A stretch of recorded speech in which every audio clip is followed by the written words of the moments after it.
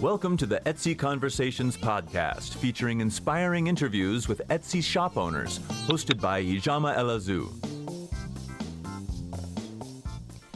Hi, and welcome to the Etsy Conversations podcast. I'm your host, Ijama, and I thank you for joining me for another episode. I'm really excited this week because this is the first time I have a guest in New Zealand. And you know, if you've listened to the podcast, I really enjoy having international sellers on because Etsy is a global market. And so I'm always happy when I get to share the story and the journey and another Etsy shop that is somewhere in the world where Etsy is making it possible for someone to make either a full-time income or some extra money or live out their dreams. And this week, my guest is Joey LaMeche, and Joey runs the Etsy shop Days of Being Wild. And he is, I think I said he's in New Zealand already. Joey, thank you so much for being my guest. Welcome to the podcast. How are you? Thank you, Gemma. I'm amazing. How are you? I am doing fine. And I know you're a world traveler, and right now, can you tell us exactly where in New Zealand you are and what the weather is like? I'm in Wellington, windy Wellington, and the weather is very beautiful today, actually. Very, very peaceful.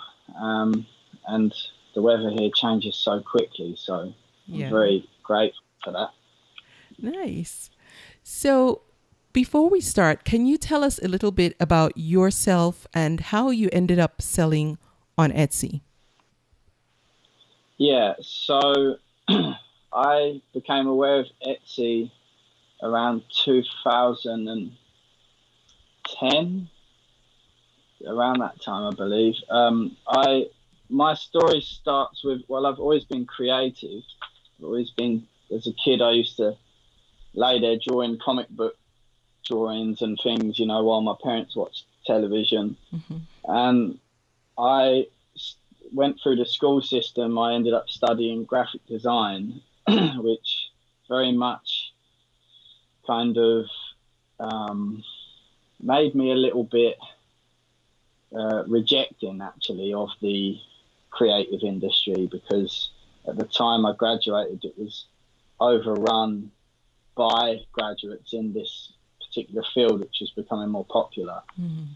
So many companies were exploiting individuals to some extent, the ability to get free workers, because everyone was trying to build a CV and a portfolio and all. Mm-hmm. So I myself decided to take some time out from this pursuit and kind of let the market breathe. So I booked a one-way passage to India, and I had a working holiday visa for Australia. And as soon as I graduated, I left, and it was only supposed to be, as they say, a gap year, but that particular trip ended up 2.5 years long. And which led me at the end living in Australia and reconnecting with my roots of creativity, of illustration, and led me to find Etsy. And I actually found it through the vintage clothing market on Etsy. I bought some really cool shirts, because Australia, where I lived in Western Australia, people were very into crazy shirts, very crazy prints. And so I bought a few shirts, I think from Chicago or somewhere like that, and I saw that there was this global market. I'd experienced in the UK, we use quite heavily eBay. So I'd experienced a little bit of this, that there is a ability to buy and sell online, but with Etsy, I saw that there was more of an artisan market and a lot of the handcrafted products, and that's where my awareness began of the Etsy world. Yeah. So when you discovered Etsy, at what point did you decide that you wanted to start selling on Etsy? And what products did you sell then, and what products do you sell now? So to begin with, I didn't have completely. I wasn't looking so much at the shop end. I wasn't guided by the shop aspect of this thing. More, I was just watching the market, and I was working on my own craft. Like I say, I reconnected with illustration and all, and I began making some. I mean, from my background, you're brought up in the classroom to work in A4 paper size, A4, A3, or A2. Mm-hmm. And somewhere along the way, through my travels, I suppose, my mind leapt out of the standard format and onto other areas. Again, where I lived in Western Australia, very cool culture. So things like mural work was becoming more prevalent, and like I say, big vintage clothing scene. So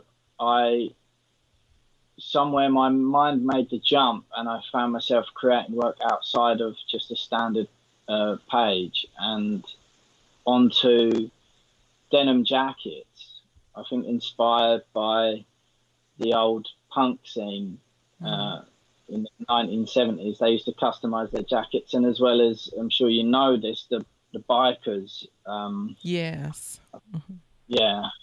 So I started to do this. Anyway, while I was watching the Etsy market, also at university, that I studied graphic design, one of the last parts of my training was actually, I learnt the screen printing process. So T-shirts were always an easy go-to in this regard. So the first products I approached Etsy with were a series of hand screen printed T-shirts, and I also got some denim jackets, some army shirts, the green, I think they call them fatigues, combat fatigues. Yes. Yeah. So this is quite a pliable material as well in this respect. So I was looking at more interesting canvases. So I took these things and I screen printed them. And this was after my travels actually. And I got back home and I converted my father's garage into a kind of T-shirt printing workshop, much to his dismay, as he often, found my stuff lying around everywhere in there and he couldn't get inside. So now I look in your Etsy shop, and I will link to Joey's Etsy shop for anyone who wants to jump over and take a look at it. It's Days of Being Wild, or you can put in the Etsy search Joey LaMeche. That's JoeyLameche, and either way you'll arrive at his shop. And so right now you sell a variety of items. There's definitely still clothing, but you also sell custom designed vintage shoes and your own hand painted ceramic, not just pottery, but ceramic, I would say decorative pieces. Yeah. Oh, that's good. Yeah. Yes. So how do you decide what you want to sell? And I ask this because I know you tend to travel the world. And one of the things that you said in your Etsy shop, that the products that you're offering depend on where you are and what you're inspired by. And so how has that, or how do you think that has affected your sales, either in a good way or in a not good way, in that you're constantly offering a different variety of products? Yeah. Well, this is one thing I noticed as I listen to your shows, in fact, that there are a lot of people, sellers, who they've really sort of nailed a a standard in a sense of their own product, which is, I mean, this is how the wider market works too. But they offer regular products that are very specific and repeatable. And this is I look at this with great awe, actually, that, and try to figure out my own way to do this as well as what I do. But yeah, what I've found is, or how I feel about it really, is that we live in an increasingly mass-produced world. And I think we'll all agree, even more to the point with digital technology, digitization, we are becoming much more easily go-to the mass-produced market. And what I try to do is kind of play the counter to that. And I believe that more and more the pendulum is swinging back to a very handmade feeling. And so outside of the shop, I also I paint now. Since my inspiration back in Australia, I hand paint large-scale wall murals for shops, cafes, restaurants, bars. And this too, like, it illustrates my point pretty well, that many people can go to a printing company that will print a large vinyl sticker that will be applied to the entire surface they have. And so many people, this is their go-to, but more small businesses especially are finding much more inspiration in the handmade. So the fact that you're there to paint it, the energy that you put into it, the feeling, as well as the, of course, ability to social mediaize the event of you being in the venue painting, creates, I'd say, more connection to some extent with the thing itself, where it came from, and the feeling of the business as a whole. Yes. So in terms of what you're saying with products, I feel that I somehow I hit upon this same sort of thing, so that each item, as opposed to being repeatable and sort of more mass produced, each item is incredibly unique, in fact. And so this is my approach, to try to pull in an audience that will, in a sense, watch this space to see what interesting things evolve. And each time I make new work, my style, my ideas, everything is constantly evolving in a way that sometimes surprises me even. Yeah. When I look at your products, a couple of things come to mind. And one of them is, because everything is so unique, you have to have a different type of marketing strategy. And I'd like to talk about what you're currently doing now. And I'll tell you why, because I know a couple of Etsy sellers who make, like you do, one of a kind of something. Once it's made and done and sold, it's gone. They might be able to make something similar, but there will never be anything exactly identical. And one particular seller, and I can't remember the name of her store, but her name is Kat, and I'll look up her Etsy shop and link it in the notes for this episode, so anyone who wants to check it out can do that. And she makes these colorful skirts, and they're one of a kind because she uses just fabrics that she finds, and she just picks colors that she thinks will go together, and she makes them once, and then she will do a whole promo on social media and build a lot of buzz around what she's going to create from them. And then people bid on what she's going to make, so that essentially by the time she lists it, it's already sold.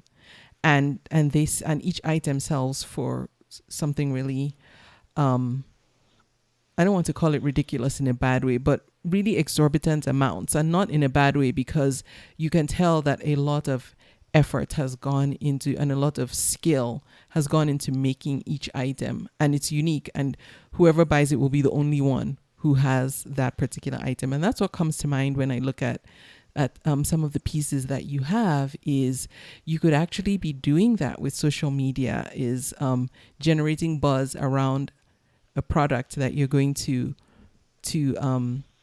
create. Another person who comes to mind is Rachel, who was on the podcast sometime last year or a couple of years ago, and she runs the Etsy shop Pacific Crest Silver. Oh, I feel so bad if I mixed up the words, and I'll link to her shop as well. And she does the same thing, but she makes jewelry, and she'll post a stone on Instagram, and people will say they want that particular product, and then she'll make a piece of jewelry from it, or that particular stone in something. So things like that tend to work for one-of-a-kind items. And as far as pricing, I saw something on Shark Tank, and I'll tell you what I saw after we talk about this. But how do you determine the prices for the products that you sell? Well, this is really where I fall down, as well as marketing. So two very interesting points. Pricing, I mean, I'd say like any classic artist, it is one of the biggest things I struggle with. Yeah. Because I don't want to be, of course, I don't walk around with my nose in the air, I'm not too snobby about things. And at the same time, the things do take time to make. Right. They are completely unique. So Yes. It is a difficult one. And before I came to New Zealand, in fact, I was back in the UK for a few months, and I put on a exhibition back there of all of these different little artifacts that I'd painted over the last few years, but had stored, in my parents' house. Mm-hmm. And they sort of kept asking me politely, of course, but when you get rid of these things, When are we getting our garage back? Exactly. So I put on an exhibition, and I made the exhibition incredibly affordable, actually. And and I'm not saying this from an ego standpoint, but I almost entirely sold the exhibition out, which to me was an incredible boost to my flow. But the one thing that kept coming up from every person that came through was, "Hey, you're selling these things too cheap," Yeah. And I'm very aware of it, and I'd smile, and it was lovely to hear. But yeah, I know where I'm at, and I'm not getting too ahead of myself. Though I started my shop, like a good 6-7 years ago, I would still say I'm a beginner, and I'm still learning how to price things and how to market them.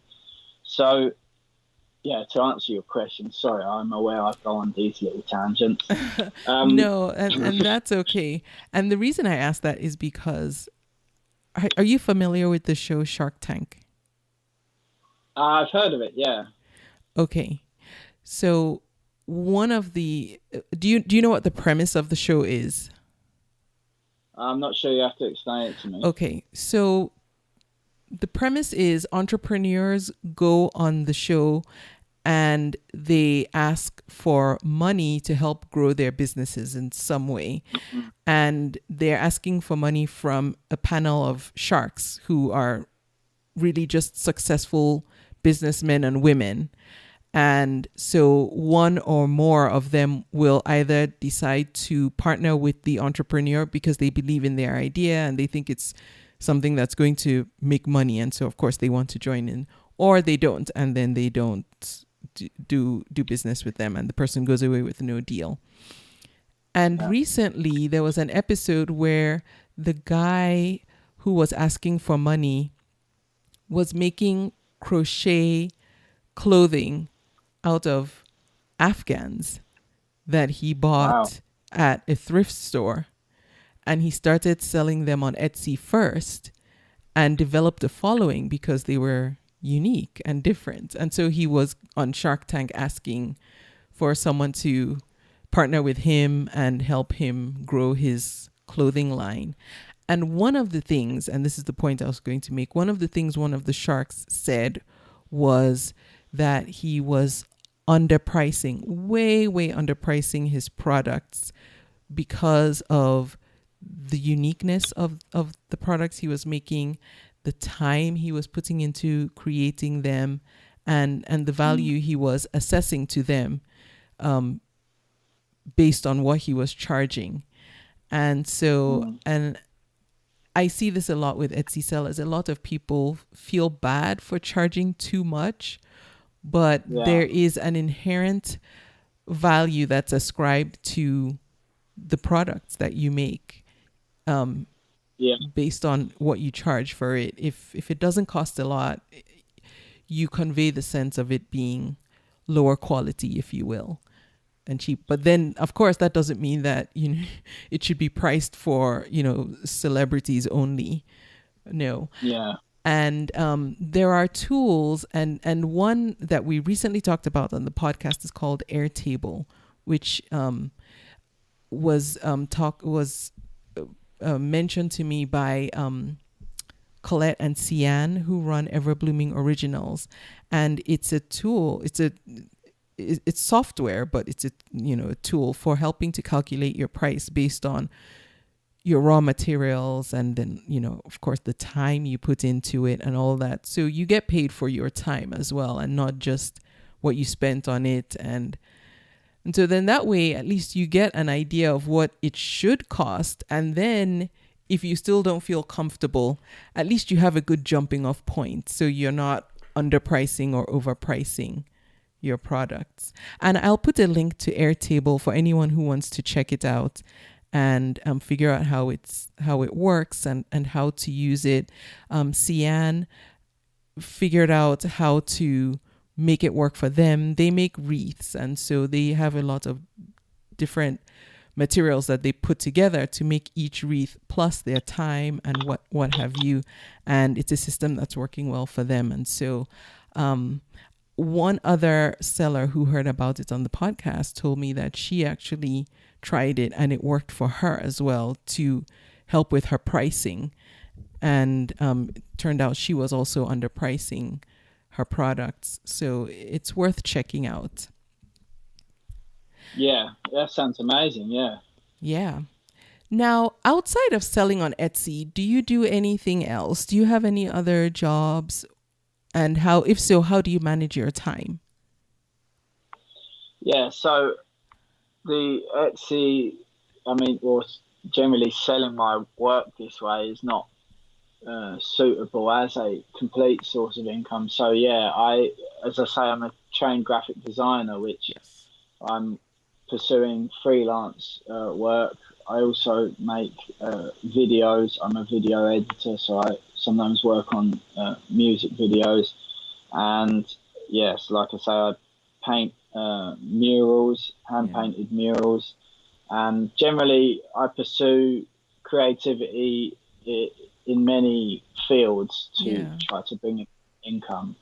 And in some in-between periods, I've took up some roles teaching, and this is part of, as I've travelled, I ended up teaching in various places in the world, and this is always quite a good way to, have an income, but stay in a place and also be quite free. It's quite a joyous role I suppose it's not when you have it for 40 years in one country and you have to constantly mark homework and all this type of stuff. But so many avenues like this, it's definitely not my main income source. And this is where I'm at now, is really trying to turn the tide on that, really, because it is completely my desire, really. And this is part of what I achieved with the exhibition, was really a kind of,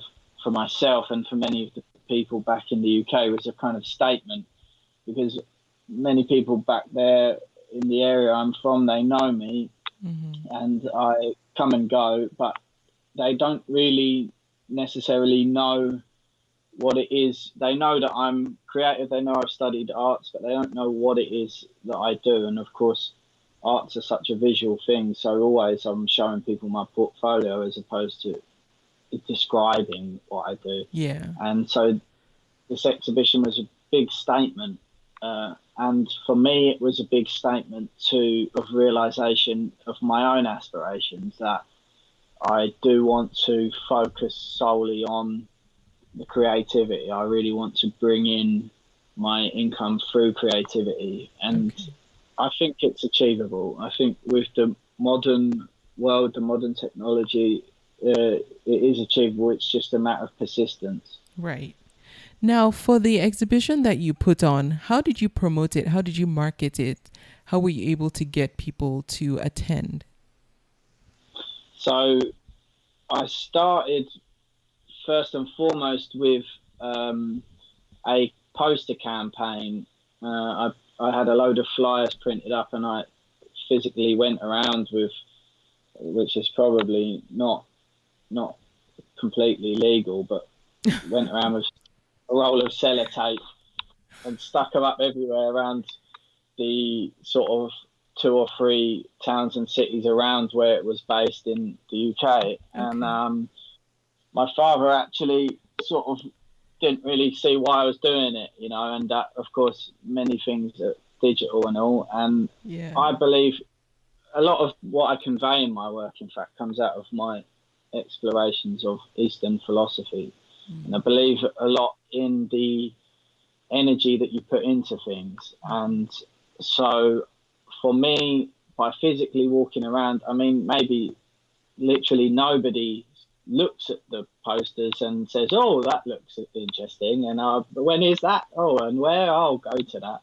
You know, but I believe you're putting in the energy, you're putting in the intention very strongly to say, this is what I want to do, this is what I want to achieve. And the feeling, more than anything else, aside from any kind of woo-woo talk, for your own self, you start to realign what it is you're actually doing and really focus your attention and your energy, and you start to you create your own buzz, and you become like a self-generating battery.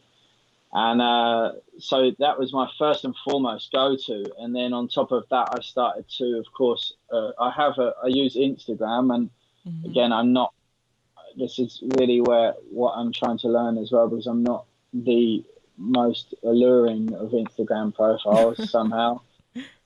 But I post Instagram stories more than the actual posts themselves, which I find has the biggest traction from my followers. And so I kept posting stories about the exhibition leading up to it, kind of in different ways of not just putting it all out there, but kind of creating a little bit of there's something coming, and keep reminding people. And I created a Facebook event, of course, which is Facebook, unfortunately, or fortunately, both, is quite essential too. So I created a Facebook event and invited a lot of people to that. And just generally, as it was very local centric to where I'm from, very much getting in touch with a lot of old friends and relatives, and really just pushing it, and asking them to repost the posts and send the thing to their friends. And I made a point quite often to people that even if the person will definitely not come, even if you have a friend. See, I'm from in the UK, I'm from the east in the countryside, and so London is about 2 hours drive from where we live, 2.5 hours. And I would sort of give this example of, even if you have friends in London and they're not going to come, please just invite them to the Facebook event, because the way I see it is, perhaps it will appear on their consciousness at some level of this, my marketing. I think visually what I create is very interesting, whether you then go on and purchase or not. I think that I create some quite captivating visuals. And so perhaps if you live in London, you get invited to this event, you see, oh, that looks cool, where is it? Oh, it's someplace I've never heard of, no, I'm not going. But perhaps a little bit gets into your mind there, and then my like I say, my new ambition in this regard, perhaps in the future I create another one, and then it comes back round to me and it feels more familiar. Oh, I swear I've got an invite to something like this before, Right. and this is how I feel that it of course I don't expect everything to drop into my lap straight away just because I want it now. Yeah. It's a slow process.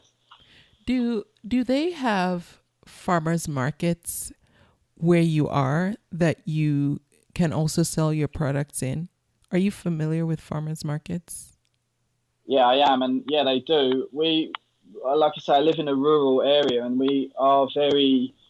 There's a few places around that are very good for that actually, and do have sort of craft markets and yeah, things like that. And this is another thing people always been telling me to pursue those avenues, and I still haven't, because previously it's always been, as I think many of us are very easy to do in life, it's been, oh yeah, I'll get to it One day.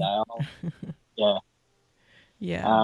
So yeah, I'm trying to change that narrative around, Is part of the reason why you think you haven't gotten around to it because of your travels, or are you spending more extended periods of time in the different places that you go to?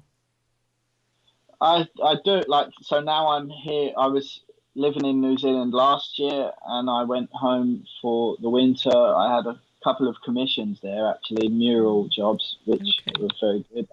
See my family and put on this exhibition, and now I'm back. And I'm back here for a year. So yeah, I do stay extended periods of time, but it is completely right what you're saying. I'm trying to find the fine balance between the two, because as you previously asked about my type of products, and as is in my shop description, I consider myself to be somewhat a kind of well, we have this word, I'm sure they use it in America, but trawler. So I trawler. Yeah, I mean, a trawler is like an old ship that yes. they're fishing. Yes. Yeah.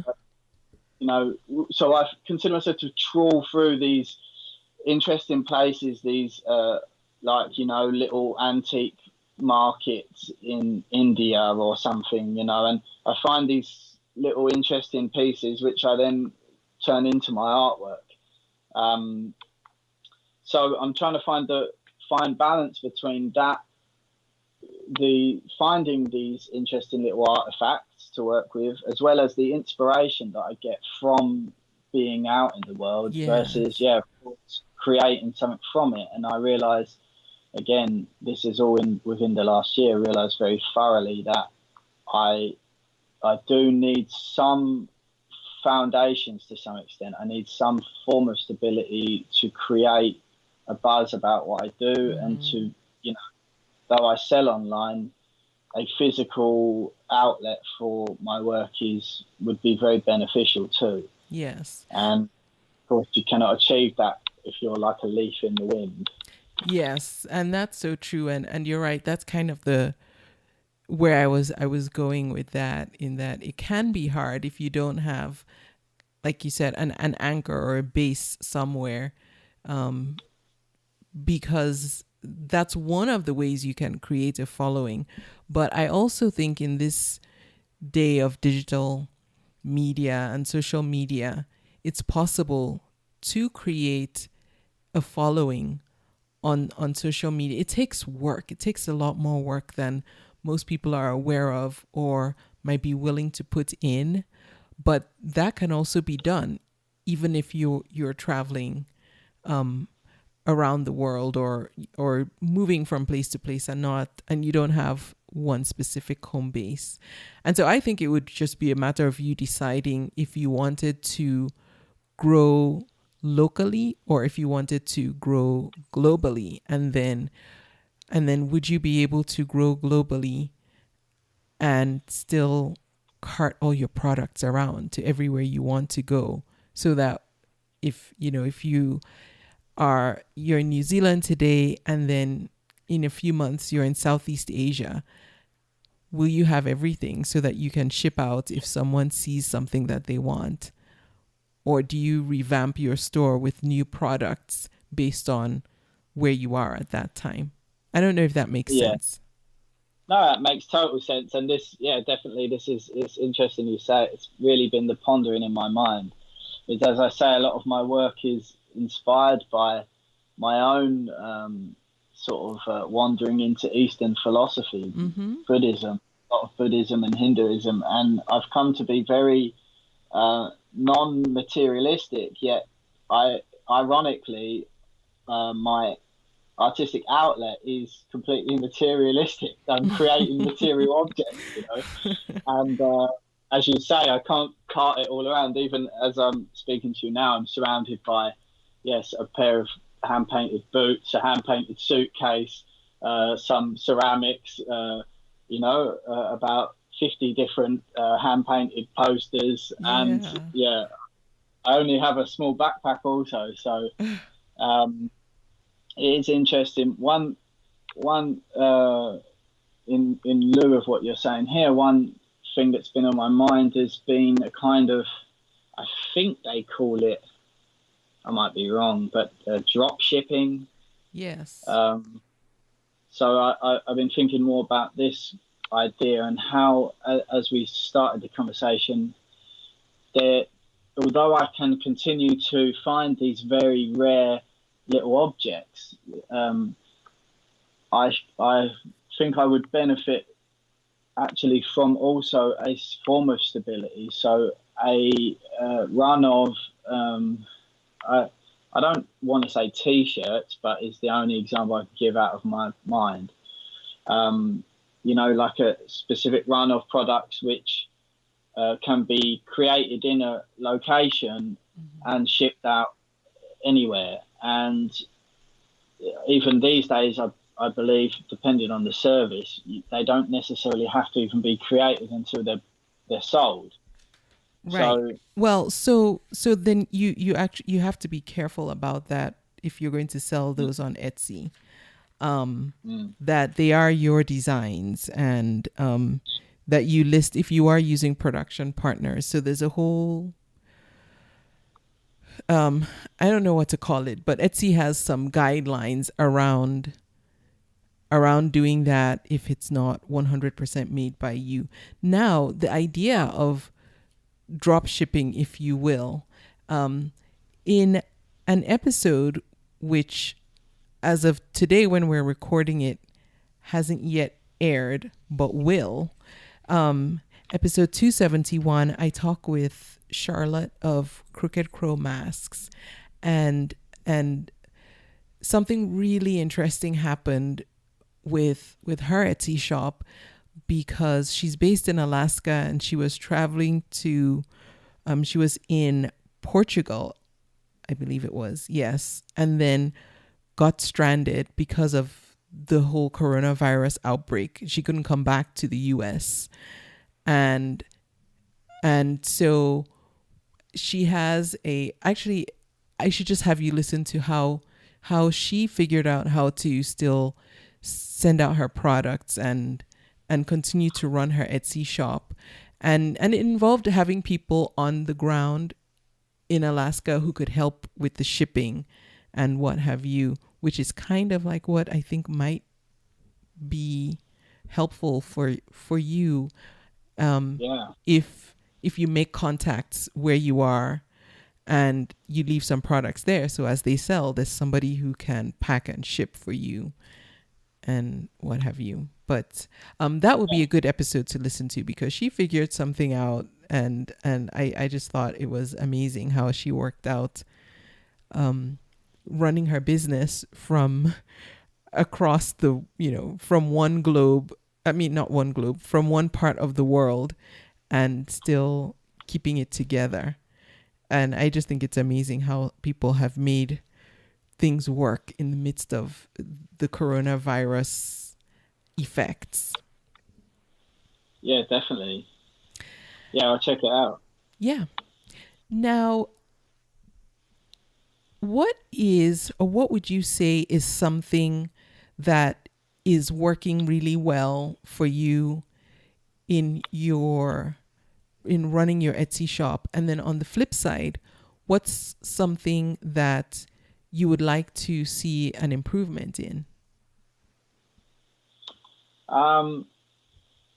Well, I think that there is an option.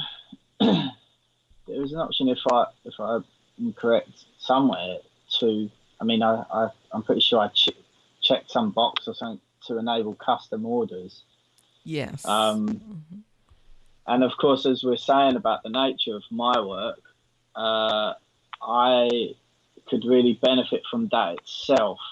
You know, from someone who sees what I do and, you know, for instance, sees a hand painted leather jacket and is like, wow, you know, I really like that, but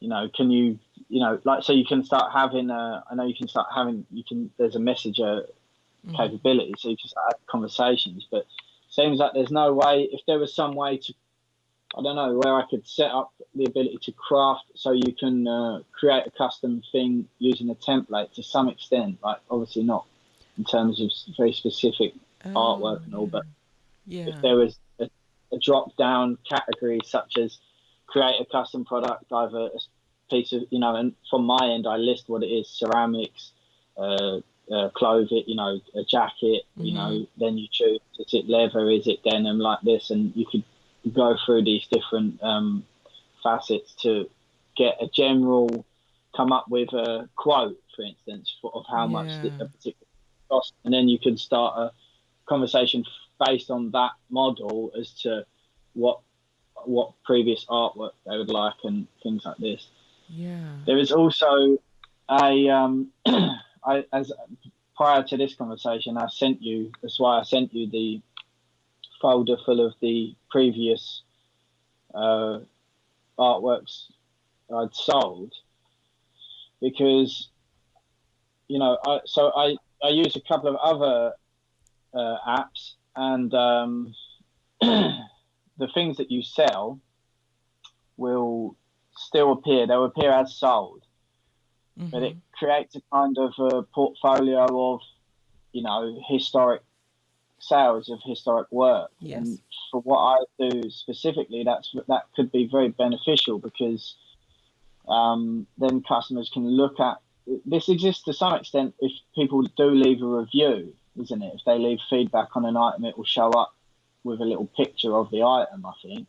Well, I've had that, which is very handy. But yeah, so if you come to my Etsy shop through my Instagram or website and you have no knowledge of the other products I've sold, I mean, there's such an extensive back catalogue of products I've sold, of such interesting, intricate and unique items that are now just in the imagination, really. Right. You know, if you're a new customer. So this I could benefit from, I think.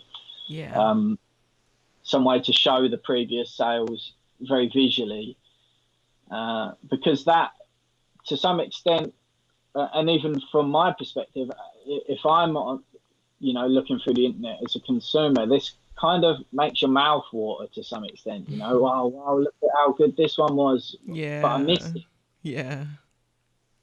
Yeah, I think that could help. So that said, do you have a website where you can display what you've done in the past and therefore are capable of doing if someone sees it, and then they can request that? Yes, I do. I run a blog based on, so obviously as you've started this conversation with me by talking about my travels, a big part of my inspiration and my flow comes out of the places I've been. So I see this as, I hate to use these types of terms, but I see this as a perfect market and opportunity. Of course, that's the reality of who I am and what I'm doing. And I put it out there. I'm not shrouding it in mystery. So I run a blog that discusses my travels and how I feel about things and how the story's gone so far. and that's dobw.tv, dobw.tv. Okay. Days of Being Wild, obviously. And Yes.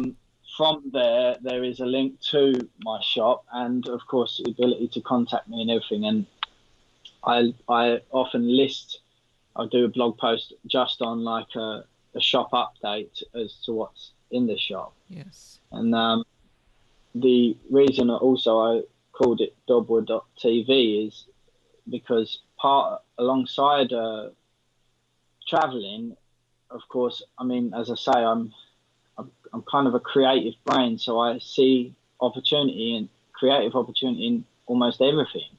So as I've been going, I've been photographing and making videos too, and I have an entire hard drive full of videos of not since I first left the UK the first time, years and years ago, but from the last 2 years, I have a hard drive full of video and about 10 episodes of a kind of vlog that I've still not put out there. And this, almost to go back to your marketing question, this is also all coincides with my kind of marketing approach to create an all-encapsulating brand that is not, like I say, shrouded in mystery. I'm never trying to be anything other than what I am, but to try to present that to the world, because when I speak to people, I'm so interested in what I'm doing, and yet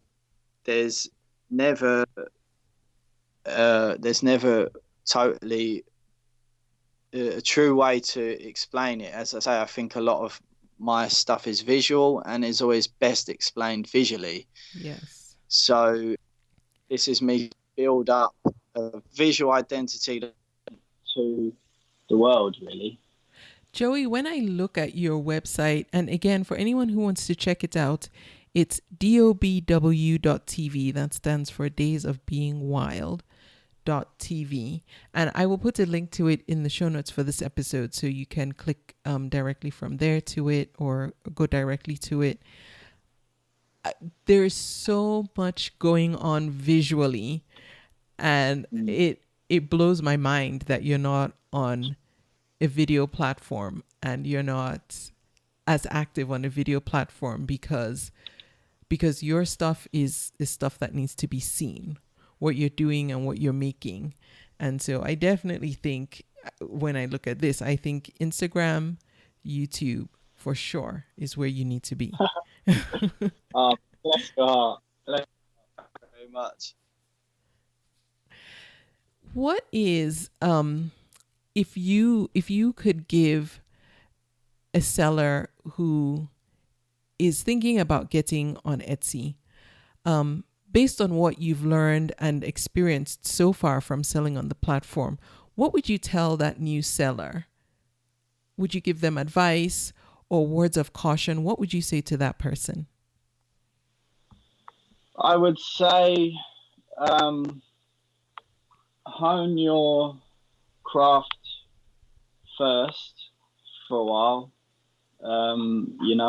I think generally a philosophical outlook I have on life is, not to get too caught up in the end result. And so to hone your craft first, what it is first that you're doing, until you have a quite an understanding of, for instance, your product or your craft, to then start presenting to the Etsy market, and to be completely open to that nature of change, that you aren't that it's never a finished thing, that there's always more to learn. And like I say, that applies also to the wider world, not just the Etsy market, but definitely, as I say straight up, I'm continuously learning. I really am getting to grips with Etsy all the time. And if I had the attitude of the opposite attitude, that I was, this big guy, making these things, then I think that it would completely fall down because that's not genuine. Yeah. And yeah, it's trying to run before you can walk, really. Yes. Thank you for that. That's very helpful because I think people struggle with where to start, and a good place is, like you said, hone your craft first, and then at least you have that down. Other stuff is easy enough to figure out or learn or pick up on, but that's the basis for what will determine your success or lack Yeah, thereof on Etsy. yeah, and I mean, I meet people all the time, and I think that they don't. I constantly see people that don't seem to realize the potential they have.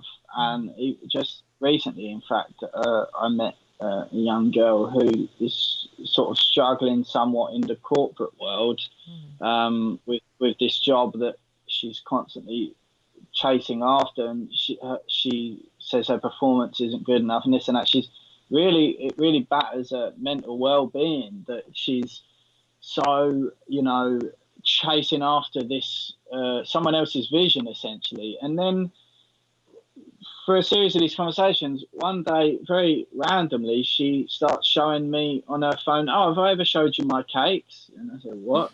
"Well, yeah, here, look at my cakes." And starts going through a gallery of all of her cakes that she makes, and they're amazing, like absolutely amazing.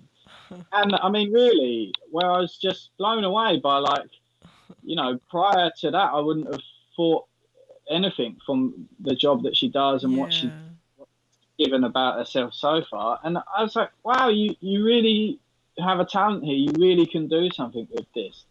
And I think that quite often people don't, as people keep saying to me too about my own, as you've given some advice in this podcast, people don't completely realize their own capabilities and avenues that they can explore. And for her, for instance, I said, there is a market for this. There are people that not only, of course, making cakes for some company or this, that, or the other, but through this thing that we speak of, through the power of the internet, through e-commerce, you are able to become someone to take custom orders or, to present this to the world.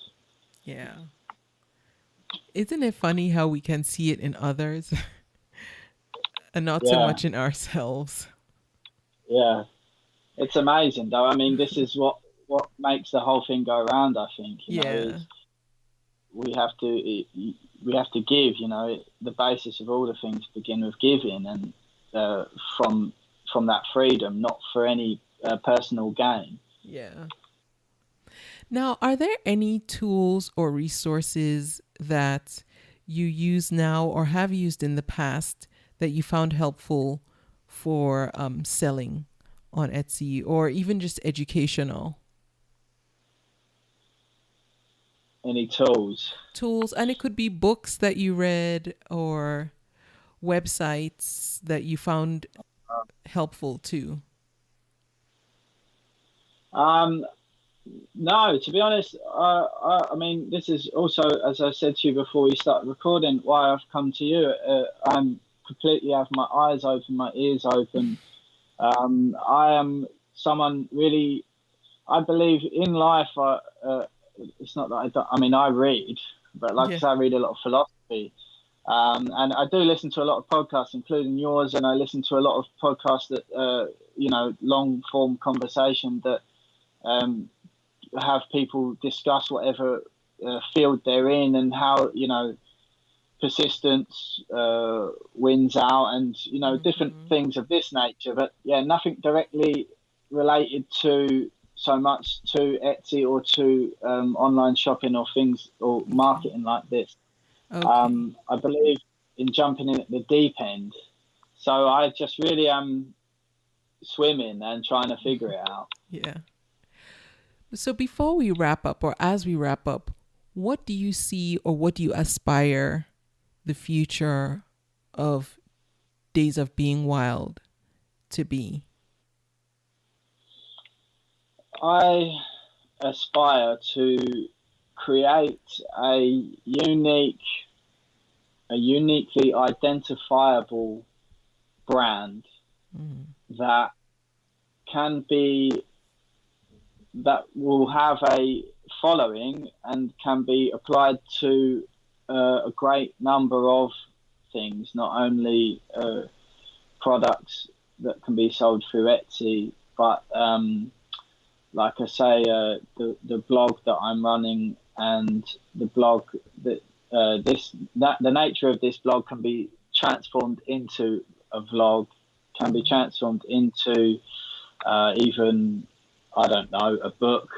I mean, one thing I know is I don't like this word either, but a content creator, and the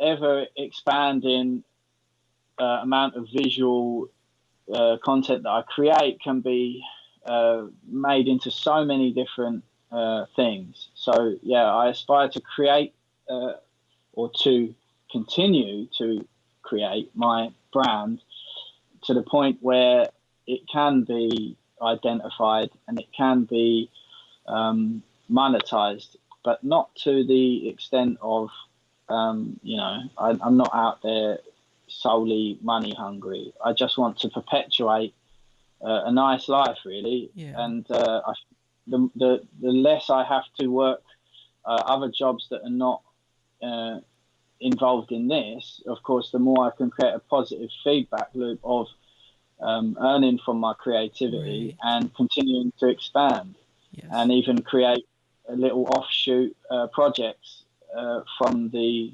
monetization of this brand. Yeah. Well, Joey, I think you are on your way. I'm going to keep my eye on what you're doing because I see so much potential, and so I hope we will stay in touch and maybe have you come back and tell us, after implementing some of the things that you have planned or that you would like to, how all that worked out for you. I would absolutely love to. And now you kind of have to hold me to it, don't you? So I have no excuse. I will. If folks want to connect with you, what's the best way they can do that? So you can see what I'm up to through the blog that we mentioned, and my most active area is Instagram, which is at Joey LaMeche. That's JoeyLameche. And if you find me on there, any new stuff that I'll be doing, and when I get the vlogs up and running, which I'm determined to do, it will be all posted through that. So that's the main source right now for your information into my world. Yes. And I will have links to all that, including Joey's Etsy shop, so you can check out what he's doing and connect with him. Joey, thanks again so much for being my guest on the podcast. Thank you for sharing your Etsy story and just being so open about what's going on with your shop and what your plans are. And we will be talking again. So thank you for coming on. Amazing. Thank you so much. I'm absolutely honored. Seriously, I'm really honored. You're welcome. If you'd like to be my guest on the podcast, I would really enjoy hosting you as my guest. Please go to convo.me.com and click on the Be My Guest tab, and all the information is there. Or you can email me directly at interview@convo.me.com. I would love to have you as my guest. This podcast really is nothing if I don't have any guests. The guests and the Etsy sellers who come on to the podcast are the ones that make the podcast what it is. And so if you want to come on and we'll talk about your Etsy story and share your story with other sellers and help the community of sellers, I would appreciate that. Again, please go to convo.me.com and click on Be My Guest. And as you know, I love having Etsy sellers on from all over the globe, so no country is off limits. Also, if you would like to connect with me, you can do that on Instagram. I am at Convo Me Podcast on Instagram. And also, you can use the contact form over at convome.com to send me a message. And once again, I do thank you for listening to the podcast.